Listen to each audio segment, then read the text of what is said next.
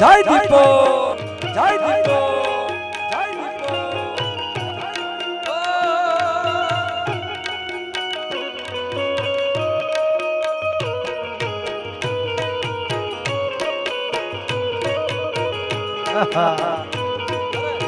સાહેબ અમારા કલા જગત ગુજરાતનું કલા જગત બહુ વિસ્તૃત છે, બહુ મોટું છે અને આમ જોવા જઈએ તો બહુ નાનું પણ છે.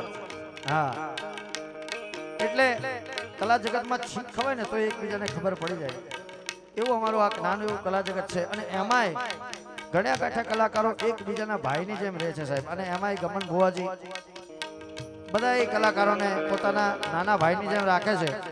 પણ આજની મજાની વાત એ છે, ઓસમાણભાઈએ કીધું ને શરૂઆતમાં કે જહાં જહાં હમારા બાપ હોગા વહાં હમ હોંગે. જ્યાં જ્યાં અમારો બાપ હશે ને ત્યાં એના દીકરાઓ તો હશે જ. પણ મજાની વાત એ છે કે મારા ગુરુ ઇન્દ્ર ભારતી બાપુ મારી સામે બેઠા છે. અને હવે આવનાય ગુરુ એટલે મારા તો ભાઈ હક્કા ભાઈ કરતા વિશેષ જો કોઈ સંબંધ હોય ને તો ગુરુ ભાઈઓનો છે ભાઈ. અને એટલે ભુવાજી પોતે ગાયેલું છે એટલે મારે આજે ગાવું છે. હે મન માવતર મળો તો મારા ઇન્દ્ર ભારતી જેવા મળજો.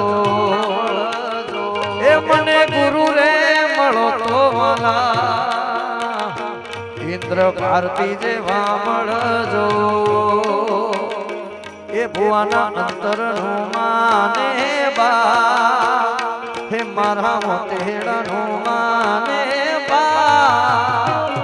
મને ગુરુ રે મળો તો ઇન્દ્ર ભારતી જેવા મળજો.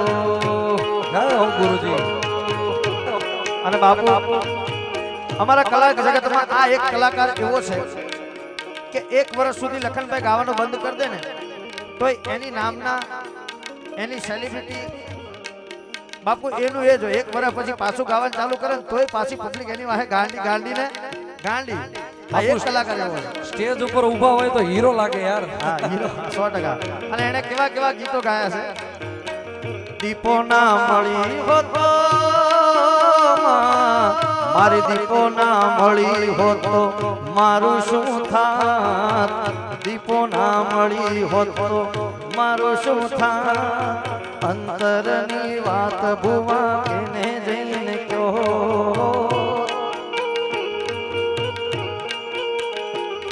હરે દીપો મળીને આખી દુનિયા મળી. તમારી દુબળી હવે વેળા રે વળી. દીપો મળીને આખી દુનિયા મળી. બધાયની દુનિયા વેળા રે વળી. હે દીપેશ્વરી ના મળી હોત તો તમારું શું થાત. અંતરની વાત ભુવા કેને જઈને કહો. હા ભુવાજી. નીતિનભાઈ ઉભા. નીતિનભાઈ આવી જાઓ. પધારો નીતિનભાઈ.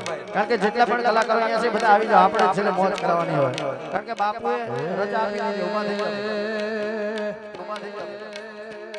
બાપુ આ ગીત અમારા કવિ કેદારનો લખેલો આ ગીત ભુવાજીને બહુ ગમે છે, બહુ પ્રિય છે. ત્યારે